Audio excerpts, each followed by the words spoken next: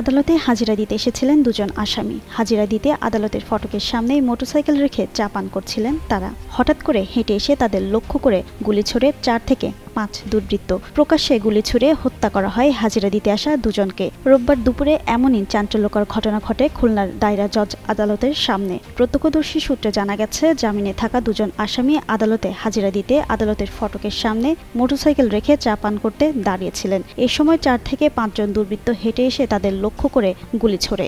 গুলিবিদ্ধ হয়ে তারা দুজন মাটিতে পড়ে গেলে দুর্বৃত্তরা চাপাতি দিয়ে এলোপাতাড়ি কুপিয়ে জখম করে তাদের। দুর্বৃত্তরা দ্রুত ঘটনাস্থল থেকে পালিয়ে যায়। পরে আশঙ্কাজনক অবস্থায় দুজনকে উদ্ধার করে খুলনা মেডিকেল কলেজ হাসপাতালে নেওয়া হয়। পুলিশ বলছে, গুলিবিদ্ধ দুজন হলেন নতুন বাজার এলাকার মান্নান হাওলাদারের ছেলে হাসিব হাওলাদার ও রাজন। কিছুদিন আগে তাদের নামে একটা অস্ত্র মামলা হয়। সেই মামলায় হাজিরা দিতে আদালতে এসেছিলেন। আমরা আসলে প্রাথমিক পর্যায়ে আছি, এখন আমরা জানি না যে আসলে কি জন্য ঘটনা। তবে যতটুকু জানছি যে ফজলে রাব্বি রাজন মারা গেছে।